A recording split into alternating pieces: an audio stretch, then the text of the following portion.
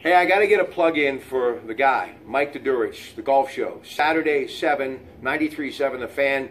I'll be like kind of listening down the hallway from News Radio 1020 KDK. He does a great job, and he's going to be all over this weekend. And we, of course, will have Alex Chows as our guest at high noon just before the final round at Erin Hills, the 2017 edition of the U.S. Open. And again, a great weekend for Bob Ford, former director of golf, teaching pro at Oakmont. First ever club pro to get this honor, the Bob Jones Award. So tip of the hat to you, sir, and we are all proud of you. But Alex is back with me one more time from Casa de Emmanuel, and then it's the 19th hole, a little Miller Lite, ladies and gentlemen. Been a long day again, but I love talking golf, and I know a lot of folks are going to be heading out to Golf Galaxy and Dick's Sporting Goods and playing around the golf at Fox Chapel, and in between buying clubs, looking at clubs, or playing around, or getting ready to sink a 3-foot putt to have bragging rights for the weekend before you head off to the 19th hole, hopefully at Fox Chapel. If you're a member there, that's a great historic course. You're going to be talking all about this because that's what people like to do. They like to watch, they like to talk, and they like to play the game, especially when these wonderful tournaments are underway, and this is just that. All right, this is Golf Week, Alex. They've come up with 10 players on why they could or could not win. Rickie Fowler, tell me why you think he could win this thing and what is possibly holding him back. He comes in at number 10.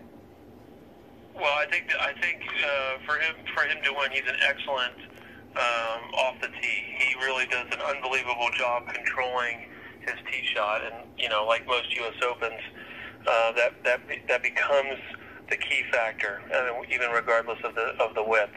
So as long as he's doing that, he has an opportunity to win, and he's very creative. So that idea about around the greens, as long as he's making the right judgment, he has an opportunity to win, certainly. All right, now, holding him back, statistically strong in all categories, weakest off the tee. How will that hurt him? We talked about the long ball hitters, how that'll help them in our last video blog, but how will that hurt him being weak off the tee? Well, again, you get into scenarios where you're trying to hit it your farthest and you're not under control, and you tend to overswing, which moves the ball to the left, to the right, and it's inconsistent. And if you're doing that throughout a round, you will be just hitting shots out of the fescue and basically taking penalty strokes.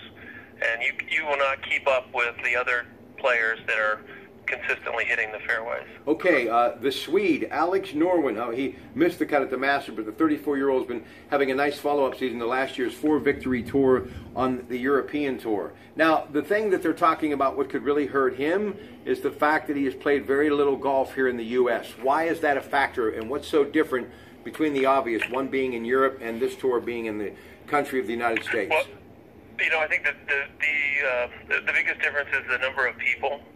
This will probably be the first time he's involved with seeing or playing in front of so many people. I mean, it's 30 or 40,000 depending on the event, and that isn't something the European Tour has in all of their events.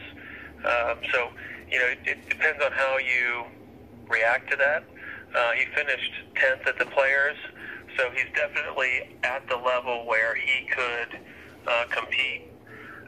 Again, he finished 45th or 6th at the Open Championship in 2016. So, it sounds like he's improving, and certainly could be someone to look at. All right, Billy Horschel. Let's take a look at him. Why he could win? He's an elite ball striker. And he sounds like he's found something that could fuel one of his patented hot shots.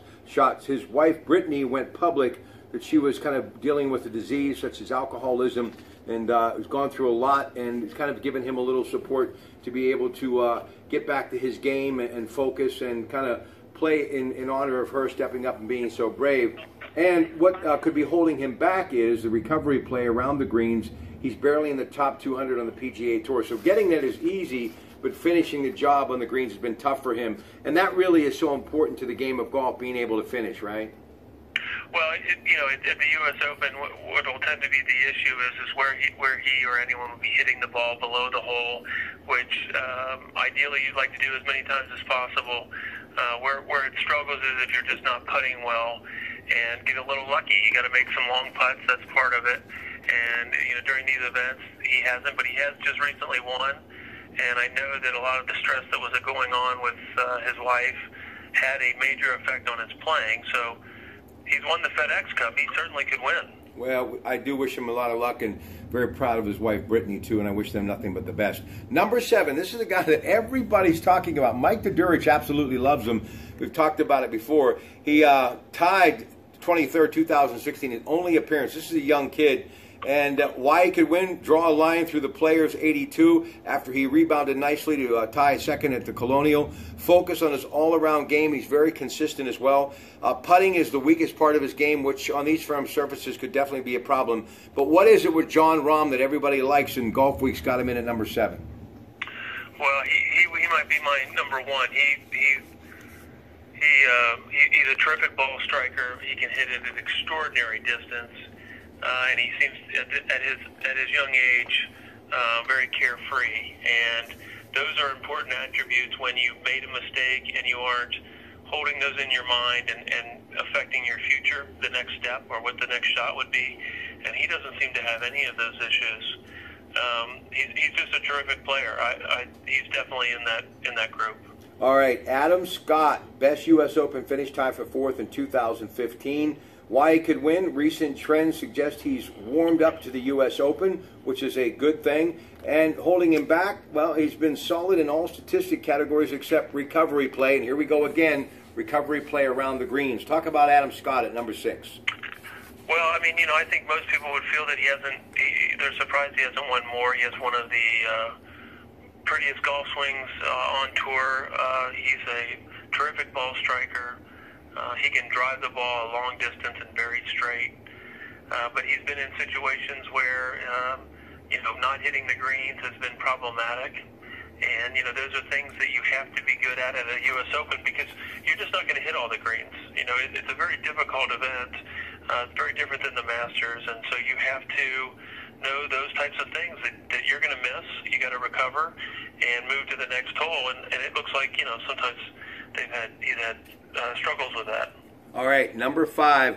By the way, talking to the great teaching pro from Fox Chapel, he is Alex Childs. He'll be with us Sunday on the Coons Market Black and Gold Sunday Show on the Disc Institute of Pittsburgh Newsline after CBS Radio News at 9, just prior to the start of the 4th and final round at Erin Hills. Okay, McIlroy, U.S. Open finish, number 1, 2011. A rib injury curtailed plans for an ambitious opportunity at the Masters. Even injured, he's better than most, but theoretically should love the Irish-style course, but he has a lack of affinity for link-style courses and playing the wind. Hard to believe when you realize what part of the world he's from.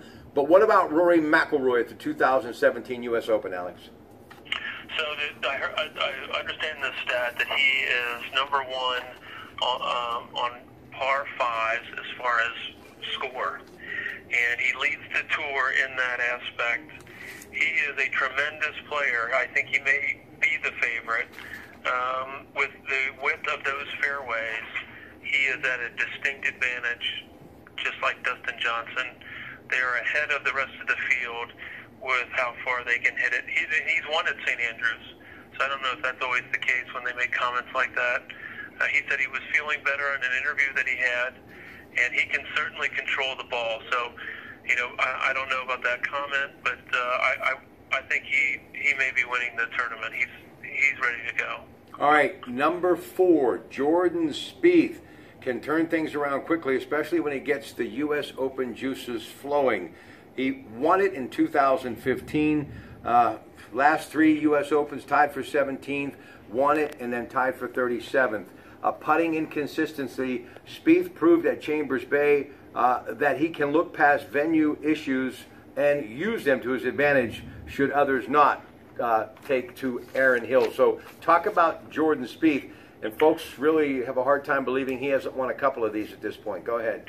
Well, I think that he has won at Chambers Bay, and it was after he had won the Masters, and he was playing very well. And it seems that he's had some just inconsistent play, and so he's won an event and he's struggled missing cuts, and those are, he has to be a favorite because he's such a great player, but you don't know what you're going to basically get with him in terms of consistency. And so I think that's why you would definitely consider him one of the top players to win, but it wouldn't be surprising just based on the trend. And he is a terrific putter from a distance of 15 and 20 feet, he has struggled inside that area. So again, you don't know how they're playing and prepping and what they're doing in terms of getting close to the hole, and if you're not putting well, it doesn't make a difference that you're hitting it that close. All right, now up number 3, probably the best player to have never won this thing. Second place, 2011, 2013, out of Columbus is where he lives now with his lovely wife.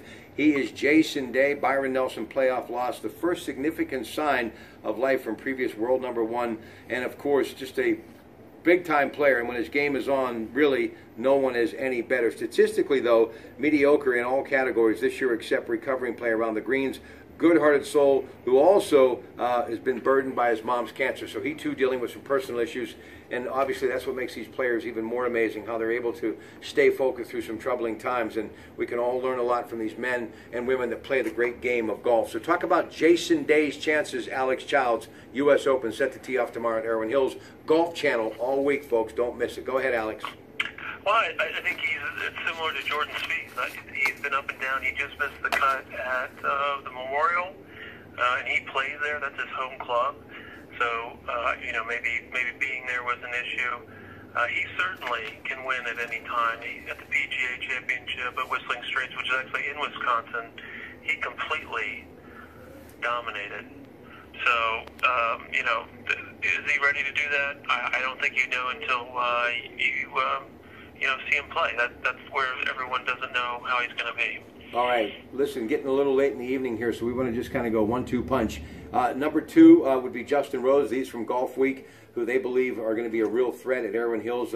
U.S. Open finish, he won it in 2013. And yes, Dustin Johnson, best U.S. Open finish, right there. So talk about Justin Rose and Dustin Johnson, both winners of the U.S. Open. Well, Justin Rose, runner-up in the Masters, so he's certainly someone you would think. He's not as long as Dustin Johnson, but long enough. And he winning at Marion, those fairways were a quarter of the size of the fairways that you see at Erwin Hills. And Dustin Johnson winning at Oakmont, which is one of the longer golf courses, the fairways are, again, a quarter of the size. He controlled the ball better than anybody, hit it at the extreme distance that he did. I don't know how you wouldn't think he's one of the favorites. And taking some time off, we'll see how he does. Hey, listen, I can't thank you enough. I know it's been a long day. Have a great rest of your night, and we'll catch up with you Sunday at noon on the Coons Market Black and Gold Sunday Show, okay? Sounds good. Thanks for having me. All right, folks, the great Alex Childs. He, of course, the club pro at Fox Chapel. Have a great night from Lou Valino's Casa de Emmanuel, heading to the 19th hole.